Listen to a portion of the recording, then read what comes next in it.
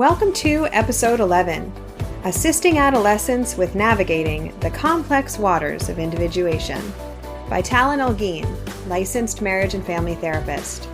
From Clearly Clinical, learn, grow, shine.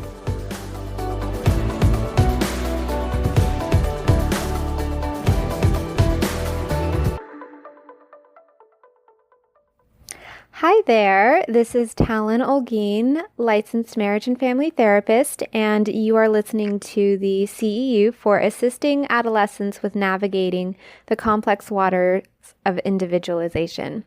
This course is specifically designed to help you really kind of adjust to the teenage difficulties, transitions, way of thinking, and a lot of the problems that they face. Working with an adolescent is quite different than working with someone who's younger, say 8, 9, sometimes even 10, obviously more than 1, 2, 3. There's very different techniques involved. It's also very different from working with a young adult or an older adult because of the challenges that they're facing and the way that they process the world and just general coping skills. I find that understanding these problems and these issues that teens are facing and figuring out how to verbalize to them that you understand really builds a lot of rapport and quite a bit of relationship. And with an adolescent, your rapport and relationship will be one of the key things that you can really focus on with them. At this age, they're really just trying to find themselves, as we well know, and anything that they can have to latch onto that's a safety or comfort or even just a sounding board that they know is not going to judge them, that they can truly go to for their problems, whether they're looking for advice or clarity or processing of what they're going through. This is an age where they want that. And, it's up to each clinician how much advice they give. I typically go towards the more minimal of helping them work through those problems because that's what we're trying to teach them. But oftentimes, this is a big portion of working with an adolescent because of the different situations that they're facing in this new adult context. So with this, I'm going to start off by focusing a lot on that individualization process, what that means, and why they're facing these kind of challenges. And we see these routine challenges with adolescents and teens and younger adults just because of how the world has shifted and the value systems that we have. And this can be applied to most situations. What I'm about to talk about, whether it's they come from a single parent household, whether there's abuse, whether, there's a huge support and family system. All of these things I have found apply in some way, and they become very big because it's a universal issue that they're facing. So with that, I'm going to start off with basic skills and things that you should pay attention to when working with an adolescent. As I stated before, rapport building is an incredibly big part of this entire process. They are looking for adults to judge them. They are looking for reasons to doubt others. They're looking for exclusivity and ways to prove themselves. And that's just this generation, that's just this age, and how we really work with them and show them that I'm here for you. I'm working with you. I want to help you as best that I can, but you got to let me. You can use me the way that you see fit, but of course I'm going to have some boundaries and some skills and some things that are just kind of set, and being very clear from that from the beginning. The approach that I have found that worked very well, I was working with a residential program and then a PHP and IOP program for adolescent clients and their families, is kind of just honesty, very upfront honesty. And they really appreciate that because they're used to interpreting people as discounting them, as not giving them the full story. And as much as it hurts, I've been told by multiple adolescents that they really just appreciate the honesty because they know it's coming with support. And the less they feel like they have to navigate around that, the better that they do, and because then they can just be kind of more bluntly honest with you as well. So that rapport building is pretty big, and spending a lot of time trying to understand their situations. If you've listened to any of my other talks, I'm a big fan of the genogram. mainly because it gives you a good sense of what their daily stressors are within that family, what the generational patterns are that they're either utilizing to their benefit or that they're struggling with. And that really permits you to start talking about people that they engage with daily on a first name basis, that, you can remind them of something they told you about a family member 2 weeks later. And as we know, with any client, that means quite a bit. For an adolescent, for an adult to remember something that they mentioned 2 weeks ago, it means a lot. They fixate a lot on those small little details because to them they mean so much, but to an adult we know it changes, so most don't give it as much credit. So with that rapport building, I would focus quite a bit of time on that, probably more than I do in a lot of other groups, because with adolescents, when rapport is lost, even temporarily, it's very hard to bring back. It's very hard to engage. So having that basic structure has saved myself and a lot of other colleagues quite a bit of work down the road. Also being very clear of your own role. I did talk about this. With adolescents, different therapists take different approaches. Some are a little bit more of guidance, some work through things, some are more advice givers, some are more resource people. Really knowing where you fit in your niche to where you think you are helping this person become an adult. You're helping guide them. You're helping them see how to reach out to people, how to think through things, how to process what they're going through, and knowing how you go about that and what really is your style and works for you is important to know, because you will kind of be thrown into a few different roles with an adolescent. They are in this crux between childhood and adult, and they're going to have problems and situations that at times will feel very juvenile, at times will feel like it's completely out of their hands and you should step in. And knowing where your role is and what your style is will help you really kind of mediate that a bit. With that, the kind of third thing I'm going to say before we get into the more meatiness of it is a little bit back to that genogram of really knowing their current life events and their barriers. Each adolescent is going to come in with something different. And at times the stories may feel similar. My mom doesn't listen to me. I'm so alone. My parents left me. There will be some common themes that you will hear, but each one is different and each kid has responded to it differently. Throw in their siblings, SES, school problems, everyone internalizes it differently. And because we have such a roller coaster of emotions that happen during adolescence and such a change of events, I was spending a lot of time really nitpicking those difficulties, because then again, once you refer back to them, it just boosts your rapport to an entirely different level. All right. Okay. So within that, just kind of keeping that stuff in mind when working with an adolescent, I would say a huge portion to remember anytime you're working with someone who's in this age group. And by age group, I do mean, about 12, because we do consider preteen and pre-adolescent really stepping into that genre now because of the amount and time frame and earliness of people growing up. Whether it's social media, there's so many different arguments and reasons behind it. But what I would say is about 12 to 18. And so really kind of thinking of that in this adolescent teenage group. So what I'm going back to is, the child self versus the adult self. This is their main challenge, is bridging this gap during this time. If you think about it, for a little bit, you see that up until they kind of hit 12, around that age, they really were thinking most likely in more of a childlike mindset. It's very simple things of, well, I want this. When do I get my food? I want to play with my friends. School is getting harder. But the abstract stuff kind of gets handled by the parents, so they don't have to think about it as much. They don't have to worry, where's the food coming from? They don't worry long term what people think of me. It's different in what their priorities and their goals are and what they're kind of able to look outside of themselves for. An adult is very different. An adult is constantly looking at the future, constantly looking at consequences, what they're going to have to manage, how they're going to get food on the table, who's going to affect them in their life, are they reaching their goals for life, what is death? I mean, there's so many other things that come and different issues on each side.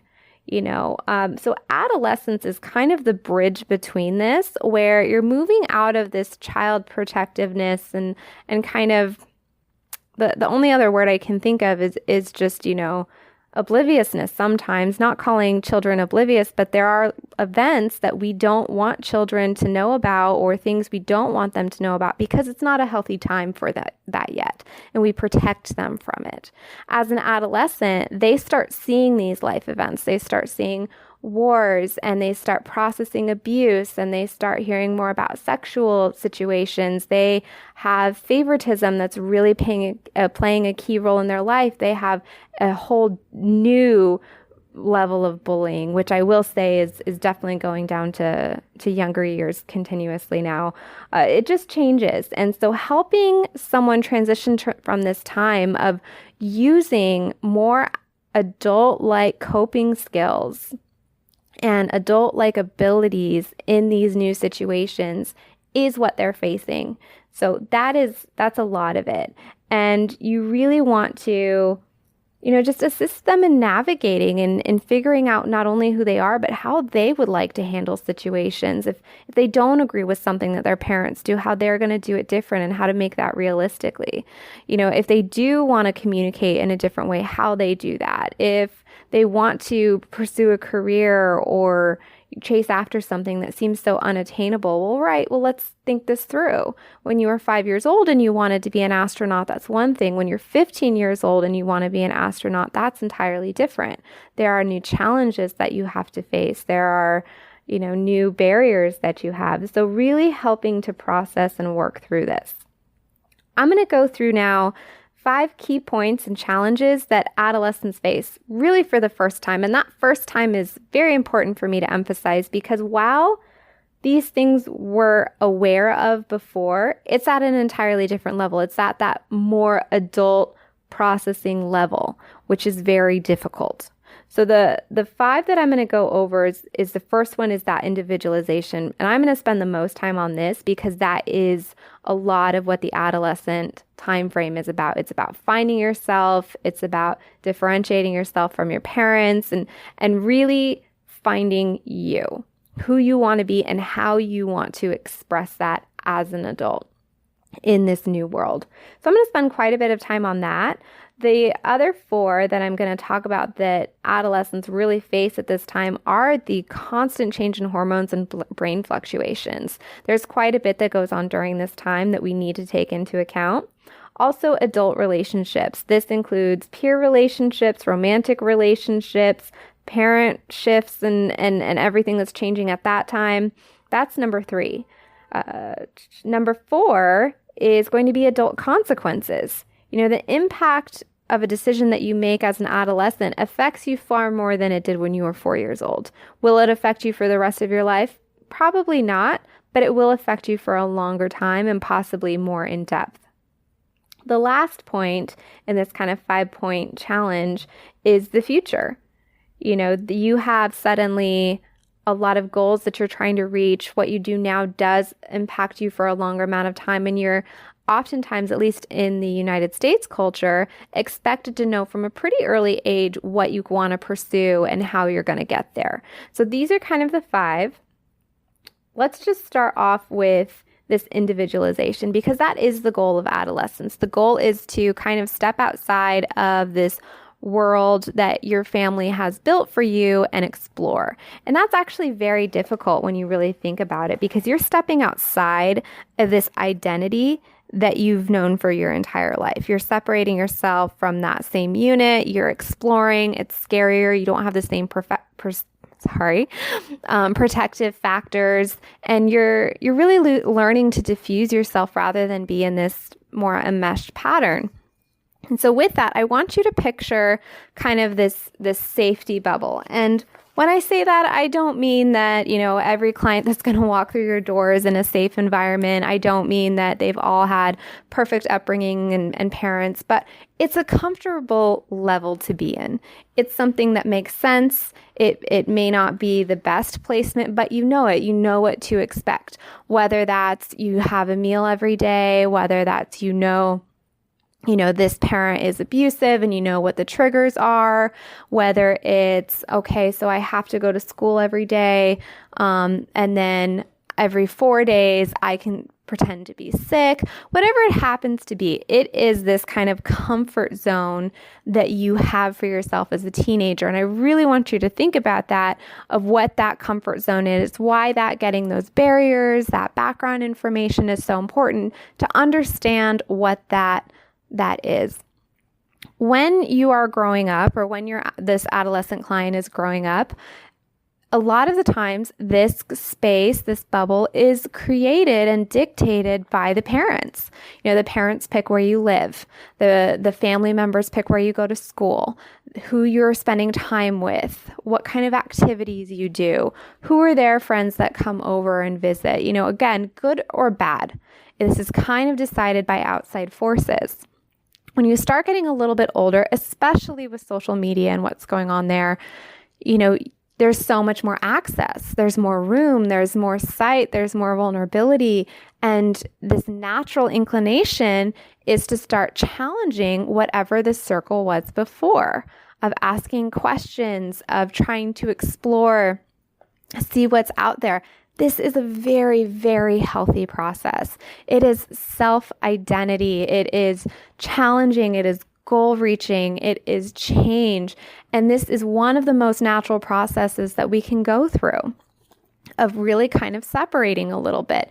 And this is where we hit some rocks. We hit some barriers here, because a lot of the times you'll get kids who want to just reach out into that great big world and dive headfirst in. They want to try everything that they can in this bubble of life that they are determined to step out of. They see drugs. Oh, I've heard about those. They've seen, high-risk behaviors of sneaking out. They see a new band group that they want to join. All of the above. And it's stuff that maybe wasn't available to them before. And they don't need someone kind of hovering over them, asking them all the time what they're doing, at least in their mind. So that becomes very exciting. Whether you grow up in a household that is healthy or not, it is, it's exciting to step outside of it. If for whatever reason this adolescent doesn't want to go back to that safety bubble, that is also a discussion, because a healthy kind of growing up and individualization process is having the ability to step out of a safety zone, try something new, and then step back into the safety zone and process it. Of having someone who's healthy, who cares about you, who gives you space to talk it over with, to try exploring and seeing what worked and what didn't, and not just constantly being in this hypervigilant moment of being in the new event. It's very hard to make decisions when you're in the new event. It just all seems so amazing at the time, or so horrible at the time. So that is what we want. We want this kind of back and forth movement in an adolescent's life where, okay, I'm going to go try, being on the baseball team. Wow, I hate that. I'm going to go back here, kind of regroup, look around, see what I want to do.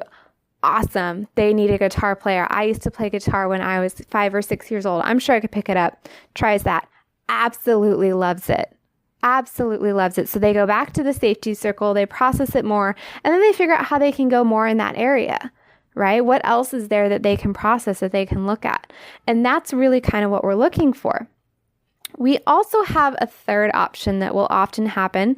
I see this more with highly anxious people, with highly anxious kids in particular, more with the anxiety, panic, maybe some OCD, things like that, where they refuse to leave this life bubble. Right? They tried it once, maybe twice. It was too scary for them. They didn't feel like they could handle it. So they've instead decided to latch on to whatever they had before, to this comfort, to this safety, because whether it's perfect or not, it decreases their anxiety because they know what to expect. And instead of getting someone who steps out and tries new things, you're getting someone who will, completely stifle themselves. A lot of the time, this looks like kids who are refusing to go to school, or it takes them 2 to 3 hours to go to school. They spend an hour, 2 hours on the same project because they can't manage their anxiety symptoms and they're having panic attacks.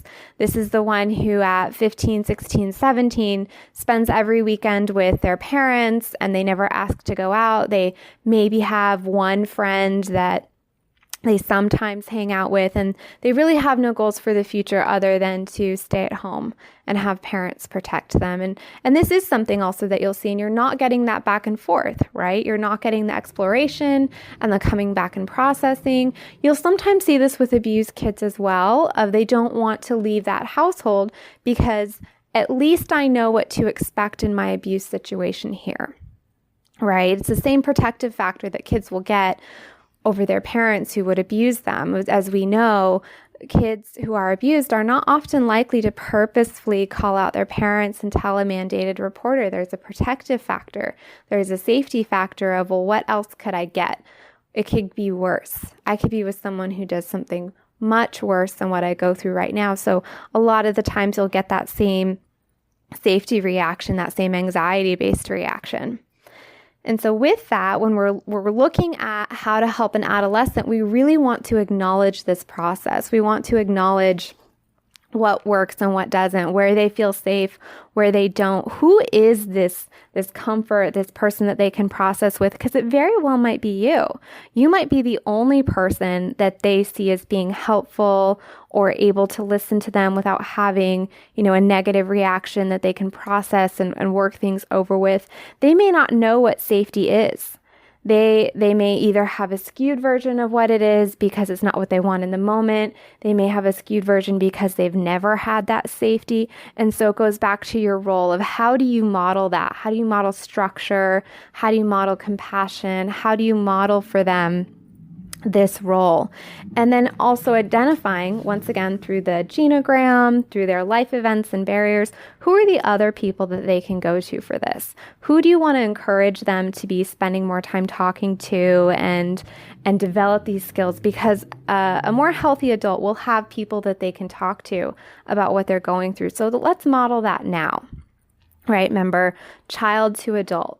That's what we're really helping with of how to have a healthy, functioning, engaging, happy or happy-ish, because we know happiness can come and go, person. And this is part of that process, and part of knowing who you are and spending time on it and knowing how you feel and verbalizing it and practicing that language and how to stand up for yourself. This is all individualization. This is all separating yourself from this identity that maybe you were before, and multiple parts you might want to keep or they might want to keep. But now it's what do you add? What do you get to kind of tailor, and how do you do that? This is a very difficult thing to go through, especially if they don't have any guidance. If you throw that trauma that most of our clients have, or the depression, the anxiety, the eating disorder, then you also have a skewed thinking process because they're just not in that state of mind to be able to think all of this through. So now they're trying to figure out individualization when half of their identity feels as if, well, I'm just a depressed, suicidal teenager. My identity is to self-cut. I don't know who I am outside of that. I can't tell you how many times I've had kids have that conversation with me once they had the verbiage to be able to talk about it. And how do you find yourself if this is who you've convinced yourself that you are? And that's a very straightforward conversation that I'll have with a lot of them about this individualization. You kind of decide, and it can always be changed, right? It's not like, oh, I hit 20, so I can no longer change my identity or who I want to be. But this is the time for exploration because you don't have the same responsibility and consequences and effects that you do when, say, you're 35 or 40 or 45 and you decide to make huge changes to your life. All right, so with that, the other 4 key points, I'm going to start off with just looking at the hormone development, the brain changes, everything that's happening during this phase, because I feel like it gets glossed over by a lot of people. And by a lot of people, I mean everyone. I mean teachers, therapists, parents, doctors, the teenager themselves, or, how many times have you heard, oh, it's the hormones, or, it's fine, it'll go away. It's just the hormones. You just got to get through the next couple years. And I know because I've said it, it just kind of happens because it does encompass a lot. What we don't spend the time really thinking about or even educating the adolescents about is how significant this is. We can have, and I'm not just talking about hormones, so I should clarify on that. I'm also talking about, serotonin, dopamine, norepinephrine, cortisol levels. They are just fluctuating like crazy in the body as it's trying to develop. You've got massive amounts of testosterone and progesterone and estrogen, in your system and in an adolescent system that's trying to navigate itself. On top of that, you have brain development that is happening at an exponential rate in the executive functioning area, in the frontal lobes, right?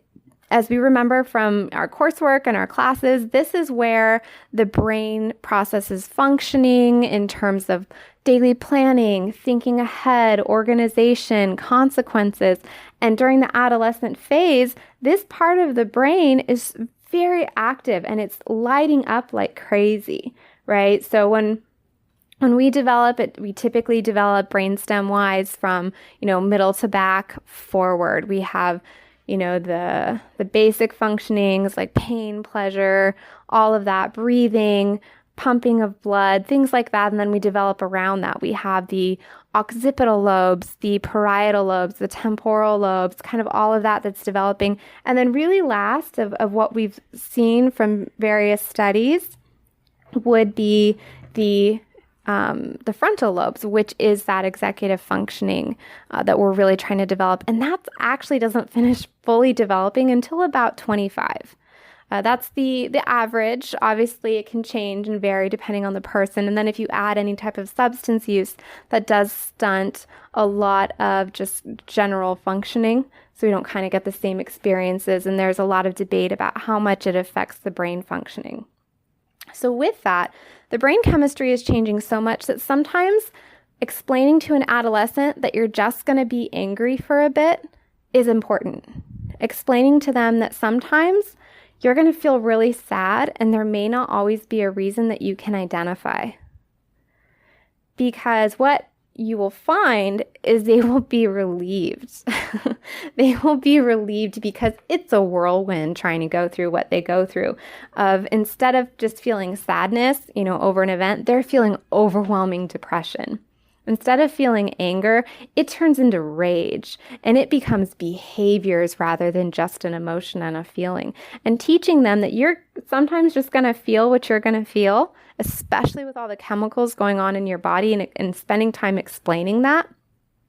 How you respond, though, is the adult factor. How you respond shows maturity and growth and insight. So let's just acknowledge that kind of elephant in the room that gets glossed over and really do a lot of psychoeducation with that.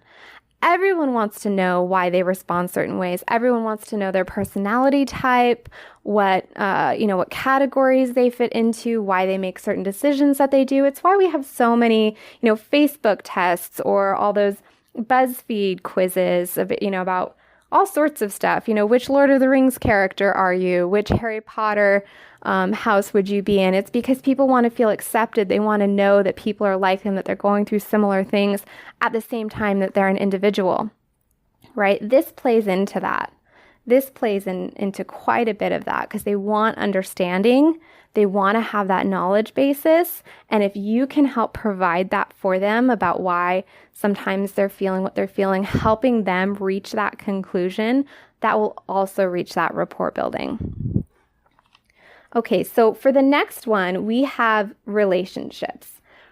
This is a very difficult one for pretty much everybody. It's hard to find someone that you care about. It's hard to be able to communicate with them. It's hard to negotiate and manage all those feelings that you're experiencing while also going through life events. And adults, as we know, struggle with this. So as an adolescent, you have not only your parental relationships changing as you are changing how you interact with them, how you talk with them. And this is, again, I'm using the language that I would sometimes use with an adolescent depending on their maturity, but you're changing in your peer relationships. That's completely shifting because you're trying to find this individualization and this differentiation. So you are going to different groups. You're trying different activities. You're finding that things don't match with you as well as they originally did because now this looks so much more interesting. And how you convey this to your adolescent is important because you want to do that rapport building while also that psychoeducation. Then we're going to throw romantic relationships on there.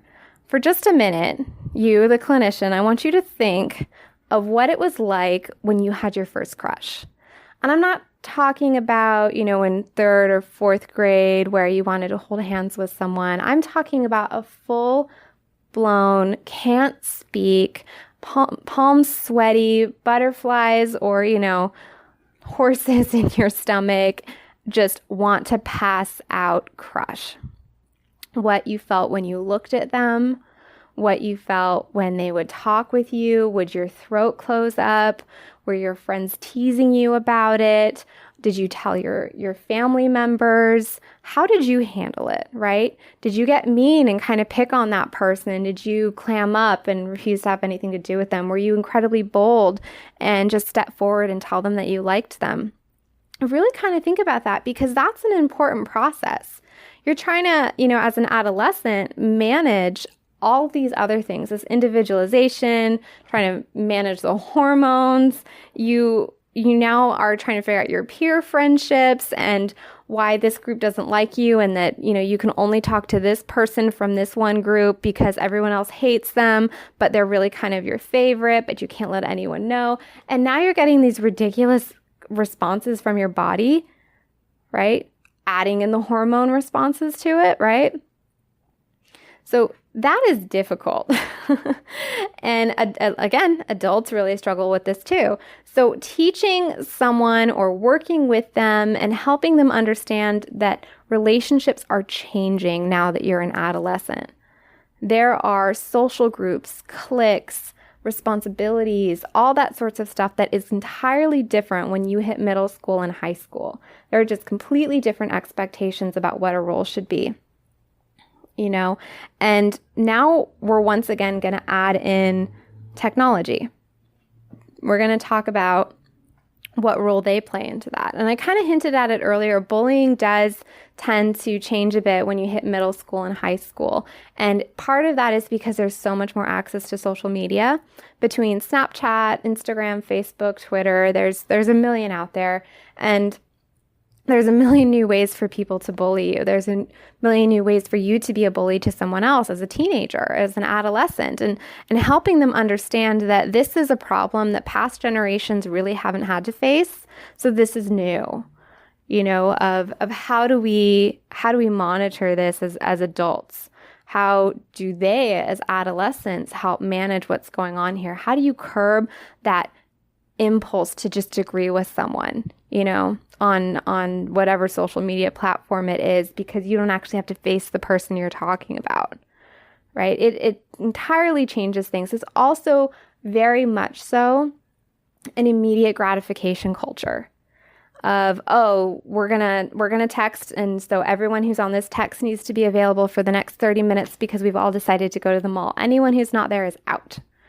Right? It becomes very conditional responses, conditional love. If you're not responding in time, you're not included, right? Or Snapchat right now is pretty big in terms of that's how quite a few of my clients communicate with each other.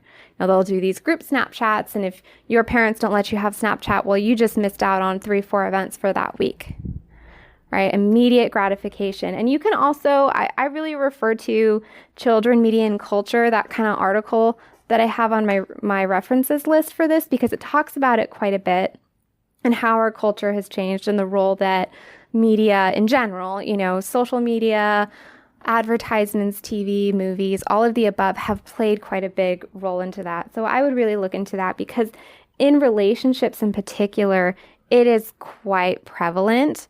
And acknowledging this change of how, when you fight with a friend when you're in 3rd or 4th grade, there's a different response when you fight with a friend when you're in 9th or 10th. Right? Suddenly you have to change your entire friend group. Suddenly no one is talking to you and you have no ability to be able to defend yourself. Right? You're no longer invited to things, or, like kind of the reference I gave before of, oh, this was my old friend group, but I really like this new person over, we're going to stick with the band analogy, and I can't talk to them in public. Of even trying to navigate that is difficult. So that's where this just kind of acknowledgement and exploration comes in. The 4th one that I want to spend some time on is consequences. So the impact of just decisions made in this point in your life as an adolescent can impact multiple years past that. And that was semi-true before, but before, family members had quite a bit of say over that. Now it's very different. You're looking for that child versus adult mentality of teaching them how they manage these new consequences that are put into their life. When you are in 5th grade or 6th grade, kind of those younger years, if you miss a day of school, it's oftentimes forgiven, right? Maybe you miss a spelling test, you miss a group project, but you have one teacher. A lot of the time, you have one teacher who works with you, who knows your family. They still do more parent-teacher conferences if you need them. Or, you have one teacher that you can just spend time convincing that it's not a big deal. Also, grades don't matter as much in elementary school. They still matter. But it's certainly different to be a 5th grader trying to get all A's versus an 11th grader trying to get all A's. So with that in mind, as an 11th grader, if you miss a day of school, you're up a creek. And it's not just because, oh, now we have a tardy on my attendance and I have to explain it to my parents and all of this stuff. It's also because, what if your school is on a block schedule? You miss 2 hours of 2-3 classes. How much homework is that? How much homework do kids normally get? It's quite a bit. Between projects and essays and reading assignments, you miss one day, they feel very behind, and many kids just don't want to go back because they don't want to have to make up that work and get all the notes. It's incredibly challenging for a lot of kids, because unless you go to a specialty school, teachers don't have time to go out of their way to really help one kid who missed a class. Maybe if it happens every once in a while, but if it starts happening more frequently, as we well know, many teachers are overworked. They have so many kids in their class that kind of trying to keep track of it all is difficult. And unless that kid comes to you, you just expect as a teacher that that's going to be taken care of. And I know this because I used to work in a school. And you would see it quite frequently of teachers would really attempt to help kids, but there's a limit on what they can do. And there's an expectation that the kid is going to advocate for themselves. Well, how do we teach them that? How do we teach them to face these consequences and how to properly respond to them? That's the adult portion. The child response would be to refuse to go to school. Whether it's ditching, claiming that you're sick, if it'll just go away if I ignore it for long enough, because historically it did. Historically you were a kid, or they were a kid, they were forgiven, or, parents took care of it, the school year ended, and, they just got a D that year, but they're still going on to the next grade. So that's the kid versus, or the child versus the adult response. So I'm going to give you an example just to kind of drive this home of actually my experience in one of my first jobs. I was working in a department store, and I must have been in high school at the time. And with this, I was in charge of the clothing room, where everybody changes and things like that, and making sure people didn't steal. At least that was the impression I was under at the time. And what I found out that that's not true. So when we would close up, or when I would close, and clean through all the rooms, I was instructed to grab all the tags that were ripped off from clothes that were stolen, and to monitor it, to mark in the security cameras when I picked that up, so the team could go through and kind of find the people who were most likely stealing. Within that, I asked, well, we know who these people are. We've documented this multiple times. I remember asking my manager, and they said, no.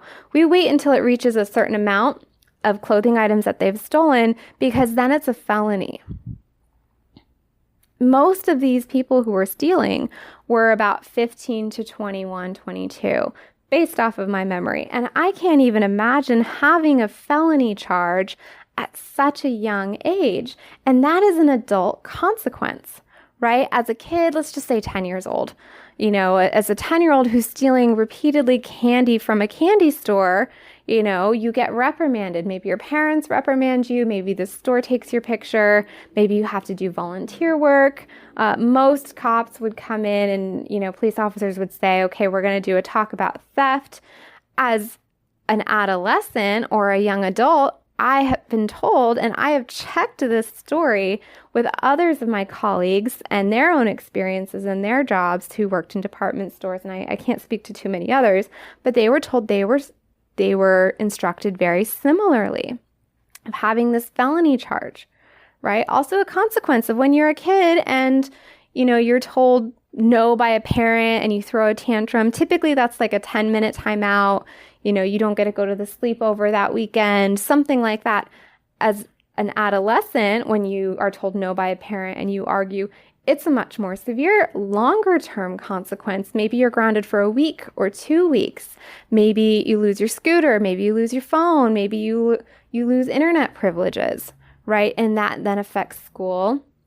That affects this relationship and this instant gratification and disclusion. That it affects the individualization that they're trying to go through. So different types of consequences are happening at this stage. All right. Last point that we're really going to talk about that adolescents go through and trying to figure out this whole individualization process from the 12 to 18 timeframe would be the future. And there's quite a few examples I can give of how adolescents have verbalized to me that they find this scary. But if we're going to kind of get down to the nitty gritty of it, as a culture, we do have a tendency to expect adolescents and sometimes younger people to know what they want to do for the rest of their life. And whether that's a good or bad thing, I'm not going to get into, but what I can say, it's a common expectation that I saw it in all those levels of care that I had talked about before.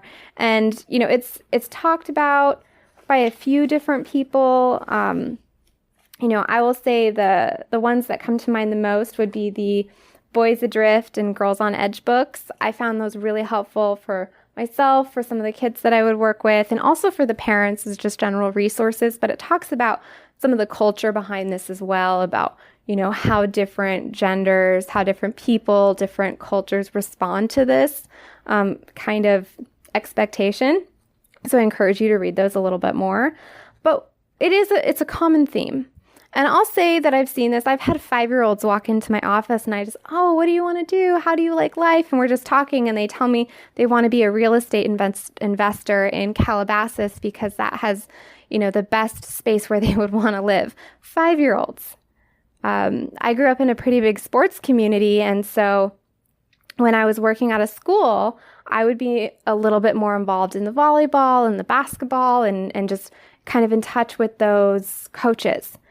At the time when I was working at a school, I had one of the coaches come up to me and they were like, well, we're trying to figure out what's going on here. I suddenly have, these kids of mine that are great players. They're so fantastic, but I found out that they're cutting and they're self-harming and it's kind of a group thing and they're getting more aggressive and I'm getting complaints from some of the other teachers, but it really just seems to be my girls. And I was like, okay, well, I'll come in and see them. They're part of the school. I can do that. And I just kind of watched them. And during practice, they were great. They were working as a team.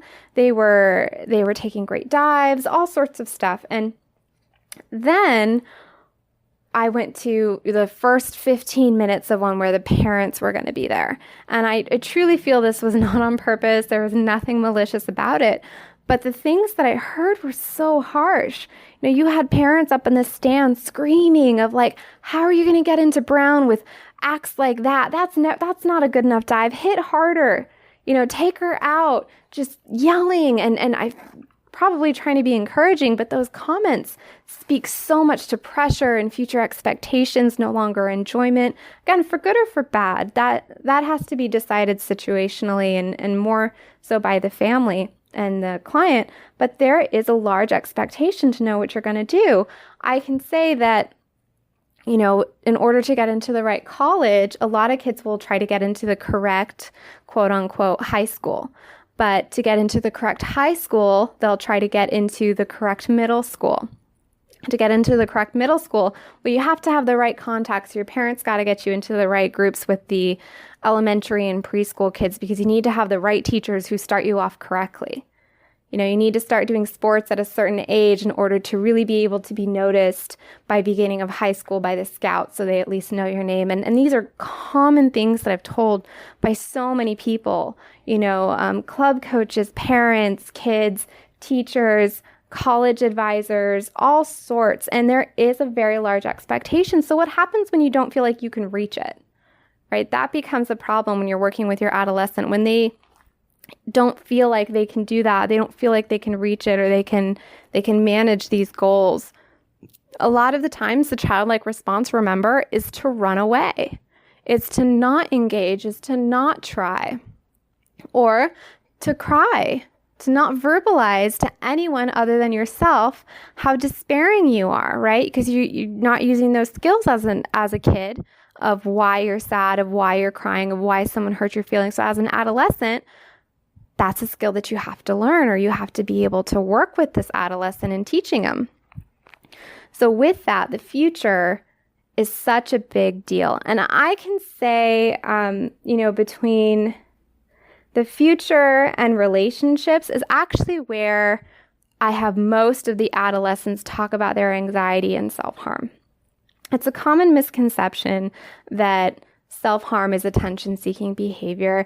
It can be. I can't rule that out. I will say that, the majority of the time, statistically speaking, self-harm comes from a very big place of pain and anxiety. When you self-harm, there's a lot of things that mentally and physically happen to someone. And an adolescent who's just trying to feel normal, just trying to feel regulated, it kind of shocks them in their system. They get a little bit of relief from that anxiety. They get a little bit of self-punishment, self-deprecation. And knowing that that is a fear-based place rather than an attention-based place really shifts the focus of what you work on with someone. Because most parents will come in saying, I don't understand, they are doing this behavior, what's going on, and really helping them see that this is not a reaction to punish someone else. This is not an attention-seeking behavior. Maybe that's a secondary gain of trying to get someone to notice how much pain they're in by engaging in this behavior, but it still comes from pain, right? And that, again, changes the conversation. So these 5 things, or specifically the last 4 things, really feed into this first one of how do we become our own person? How did you do it, right? And how is this adolescent going to do it? Because if you can find out who you are and you can verbalize about it as an adult, well, look how far you've come. You had to learn all of these skills at some point, and you managed it well if you're taking this course and if you're learning all of these things. Right? So the same is true for an adolescent that comes walking through your door. They're finding themselves. And maybe part of that is communication. Part of that is verbalizing what they're going through. Because acting out and expecting someone else to understand why the reason that they're acting out is a more childlike behavior. Right? So how do we give them the words to talk about these things? How do we give them the words to talk about how they feel suppressed by people, that they don't feel loved by someone, that they don't know why they're angry, or the future scares them so they avoid it as much as they can, that consequences are so much worse than they used to be, and they don't know what to do about it because no one's listening to them anymore, and they're scared, right? This is all stuff that is so important and will build an immediate and incredible rapport with any adolescent that you're working with, right? So with that, I will say this is just a basic average teenager and their problems that they're facing. Most likely you have, and I said it before, a kid who is walking in with trauma or depression, high anxiety, substance use, large environmental changes that are happening, and you are, as a clinician, trying to help them process and manage all of this while also facing these big 5 things, right? And really picking and choosing based off of your own clinical judgment and your relationship with your client, what you're going to focus on that day is huge. And knowing that it all comes back down to this individualization process of who they want to be, how they're going to talk about it, how they're going to verbalize it, how they're going to recognize the positives and the negatives of what they perceive and what they want is a large part of the therapy that's going to be happening in your room with an adolescent, because that will empower them. And as we know, empowerment builds strength, it builds confidence, it allows them to challenge behaviors, it allows them to try new things, it allows them to process and have a safe space to do it because they're feeling confident in themselves. And so if you can work on this, you will see that it touches on all of those other things as well. Now, adolescent depression, I will say, is a bit different than both adult and child depression.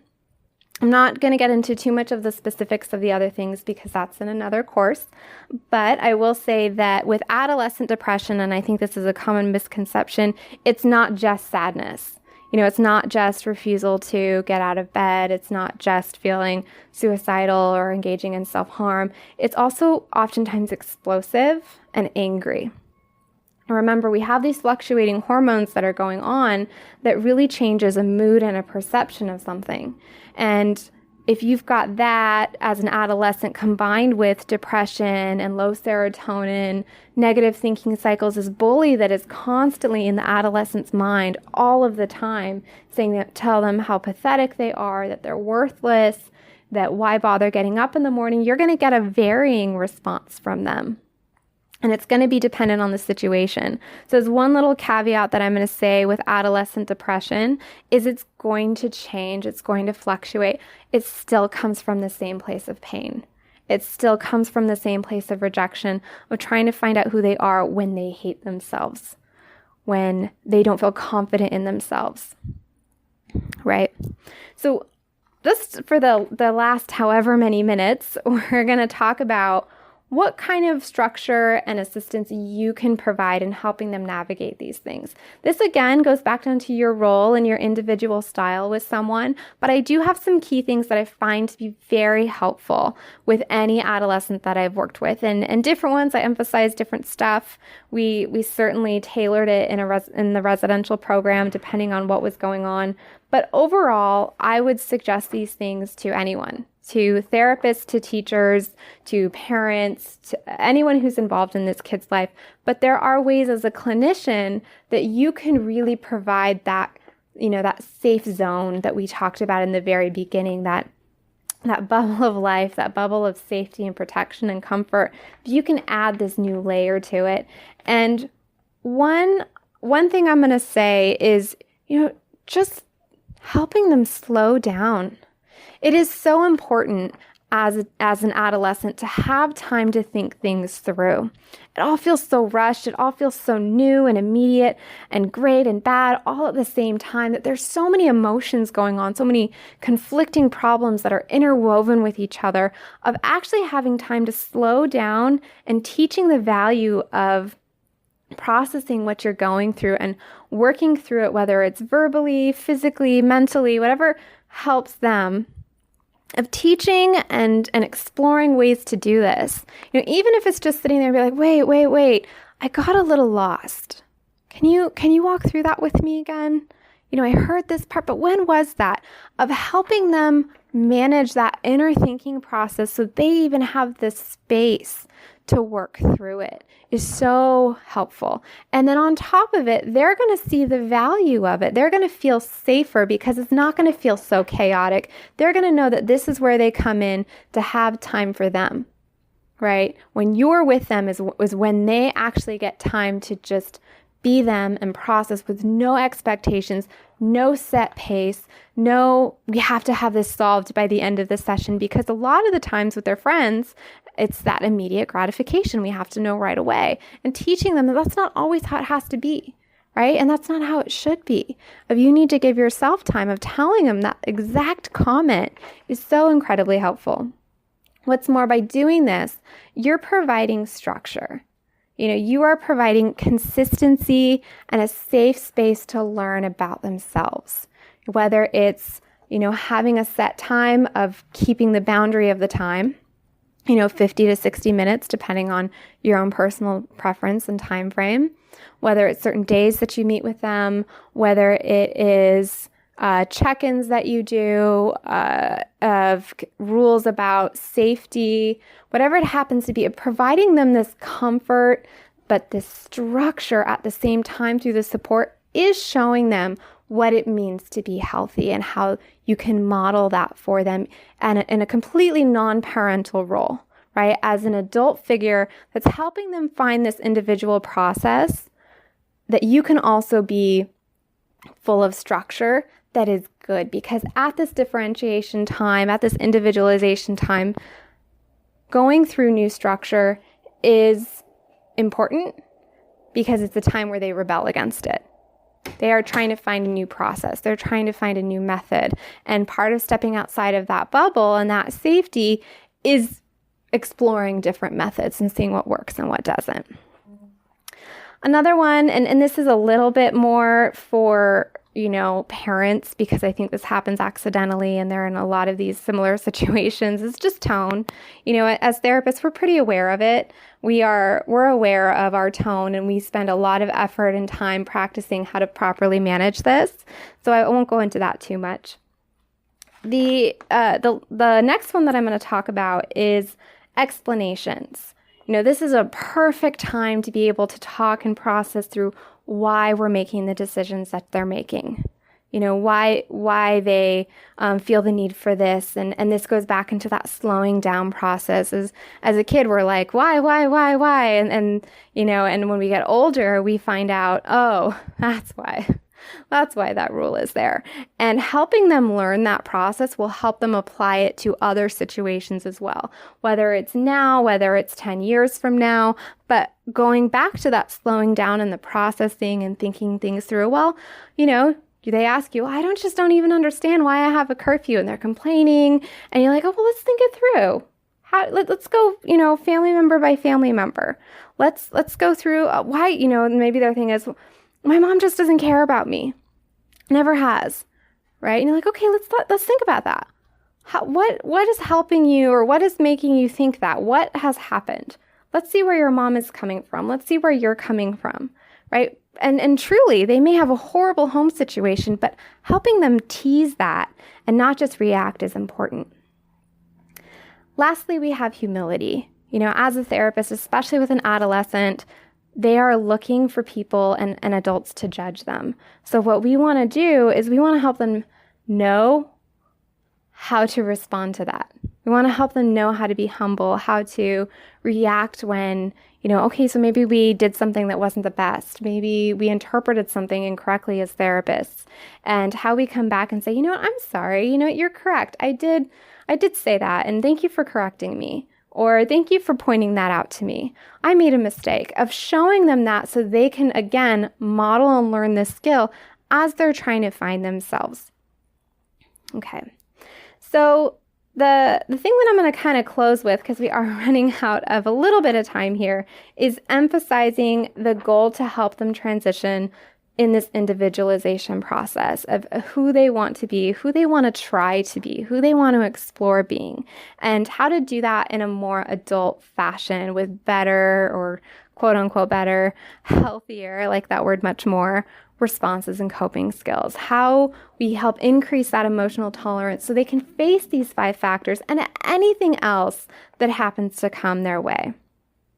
Navigation is very difficult. It requires communication, awareness, general skills, impulse control, just the knowledge of the proper words to use and how to apply them and when to take a step away. So when this is happening, of really processing this with them, because these are new skills to them. They're going to think that they know them. They're going to think that they're applying them in the most productive way possible, and very gently, but again, very honestly, very compassionately, showing them a different method, whether by helping them process it, whether by you holding a boundary and modeling, whatever it happens to be that is your style or fits that moment, is really what you want to reach towards, because life is not easy.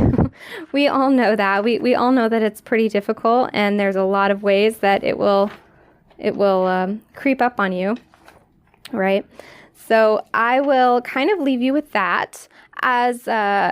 As a rule, I always encourage people to please email me questions.